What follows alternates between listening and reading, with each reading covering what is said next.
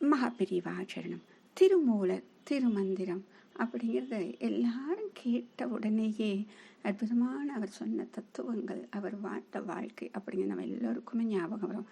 ஆனால் அவருடைய வாழ்க்கை வரலாறு எல்லாருக்குமே தெரியுமா அப்படிங்கிறது தெரியல. ஏனென்றால் அவருடைய உண்மையான பெயர் திருமூலரா அப்படின்னு பார்த்தா சுந்தரநாதர்.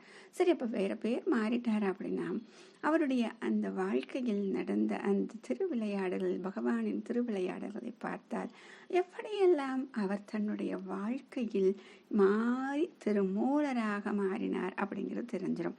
ஒரு தடவை சுந்தரநாதர் சிவன் கோயில்களுக்காக போயிட்டு வர்றாரு. போயிட்டு வரும் பொழுது ஒரு இடத்துல நதிக்கரையில் பசுக்கள், நிறைய பசுக்கள் ஒரு இடத்துல கதறியபடி அப்படியே ஒரு இடத்துல நிற்கிறான். அங்கே பார்த்தா அந்த பசுக்களை பார்த்துக்கக்கூடிய மூலன் அப்படின்னு தரையில் பேச்சு மூச்சு இல்லாமல் கிடக்கிறார். பக்கத்தில் போய் பார்க்குறா, நாடி பிடிச்சு பார்த்தா அவர் இறந்திருக்கா தெரிஞ்சு போச்சு. இந்த பசுக்களை பார்க்கும் பொழுது அவருக்கு ரொம்ப கஷ்டமாக இருக்குது.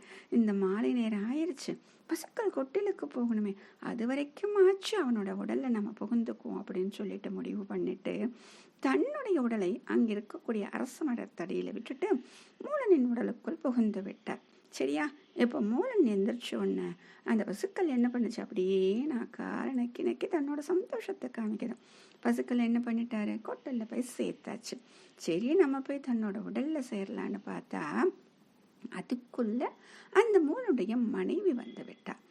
மனைவி வந்த உடனே இவர் சொல்றாரு, நான் மூலன் கிடையாது, என் பேர் சுந்தரநாதர், உன்னுடைய கணவன் இறந்து விட்டார் அப்படின்னா. ஐயோ, அவருக்கு என்னமோ பைத்தியம் பிடிச்சு போச்சு அப்படின்னு சொன்ன உடனே அப்பத்தான் அங்கே ஒரு அசரீரியாக என்ன கேட்குது அப்படின்னா, இது யார் அப்படின்னா மூலன் கிடையாது, சுந்தரநாதர் என்னுடைய பக்தன், விதிப்பயனாக மூலன் இறந்து விட்டான்.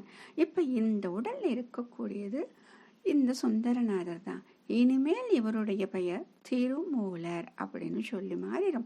இவர் இந்த உலகிற்கு நல்வழி காட்ட வந்திருக்கிறார், இவர் அமைதியா விடுங்க அப்படின்னு சொன்ன உடனே சரின்னு இவர் கிளம்புறார். அப்ப கேட்கிறார், நான் என்ன பண்ணணும் ஐயா அப்படின்னு கேட்டுட்டு அந்த அசரீரி அந்த பகவான் கிட்ட கேட்கும் பொழுது, திருமூலரே எங்க உன்னுடைய உடலை வச்சியோ அங்க போய் தவம் செய் அப்படின்னு சொன்னோம்னா அந்த அரசமர்த்தர்கிட்ட போய் தவம் செய்கிறார். அவர் தான் மருத்துவம், அறிவியல், ஆன்மீகம் அப்படின்னு சொல்லிட்டு ஆண்டுக்கு ஒரு பாடல் தாங்க எழுதுறாரு. அப்ப 3000 பாடல். அப்ப எத்தனை வருஷங்க வாழ்ந்திருக்காரு? 3000 ஆண்டுகள் தவ வாழ்க்கை வாழ்ந்து அதுல இருந்து திருமந்திர பாடல்களை பாடினார். அவர்தான் திருமூலர். மகாபெரியவா சரணம்.